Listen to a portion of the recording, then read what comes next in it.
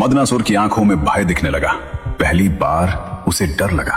वो तड़पने लगा, छूटने की कोशिश करने लगा, लेकिन माता की पकड़ लोहे की तरह मजबूत थी।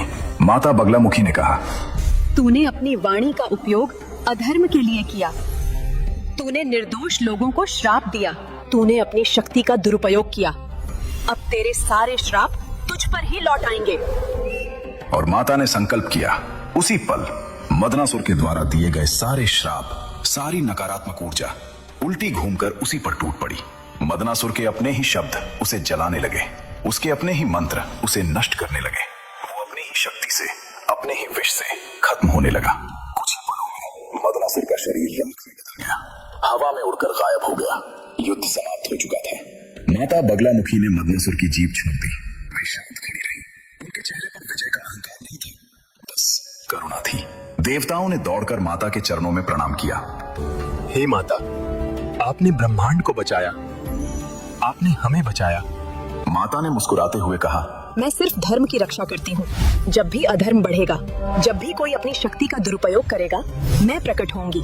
आकाश फिर से साफ हो गया। सूरज की किरणें चमकने लगी, पक्षी फिर से चहचहाने लगे, नदियां शांति से बहने लगी, ब्रह्मांड में शांति लौट आई। माता बगलामुखी को 10 महाविद्याओं में 8वां स्थान प्राप्त है। महाविद्याएं वे 10 शक्तियां हैं जो माता पार्वती के अलग अलग रूप हैं। हर महाविद्या की अपनी विशेष शक्ति होती है और माता बगलामुखी की विशेष शक्ति है स्तंभन। स्तंभन का अर्थ है रोकना, स्तब्ध करना, शत्रु को उसी जगह पर जमा देना, उसकी सारी शक्तियों को बेकार कर देना। जब मदनासुर की जीभ माता ने पकड़ी तो उसकी सारी शक्ति खत्म हो गई। यही है स्तंभन की शक्ति। माता बगलामुखी को पीतांबरा भी कहा जाता है। पीतांबरा का अर्थ है पीले वस्त्र धारण करने वाली। पीला रंग बहुत महत्वपूर्ण है। ये ज्ञान का रंग है, प्रकाश का रंग है, शक्ति का रंग है। पीला रंग सूर्य की ऊर्जा का प्रतीक है। जब माता प्रकट हुई तो पूरा सरोवर पीली रोशनी से भर गया, आकाश सुनहरा हो गया। ये दिखाता है कि माता की शक्ति सूर्य की तरह तेजस्वी है। माता का स्वरूप भी अद्भुत है।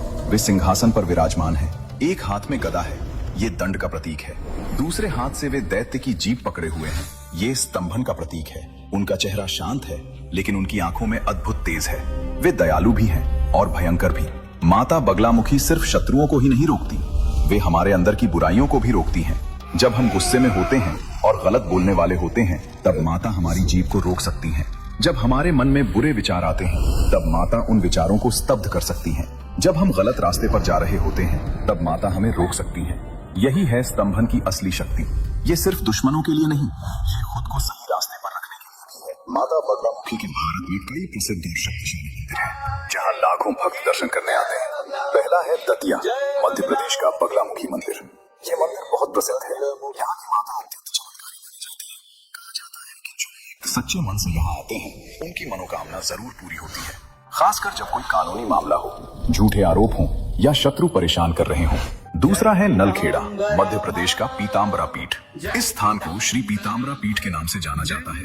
ये अत्यंत शक्तिशाली तीर्थ माना जाता है। यहाँ हर साल हजारों भक्त आते हैं। बड़े बड़े व्यवसायी, राजनेता और आम लोग सब यहाँ माता के दर्शन करने आते हैं। तीसरा है कांगड़ा, हिमाचल प्रदेश का बगलामुखी मंदिर। हिमाचल में स्थित ये मंदिर भी बहुत पवित्र माना जाता है। पहाड़ों के बीच स्थित इस मंदिर में माता की अद्भुत कृपा होती है। यहाँ की शांति और दिव्य वातावरण भक्तों को गहरी शांति देता है। इन मंदिरों में ऐसे अनगिनत अनुभव हैं जब भक्तों की जिंदगी बदल गई।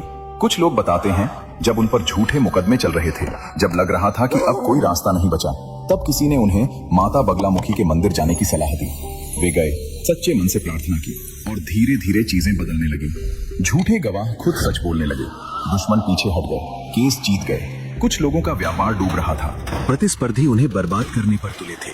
माता की शरण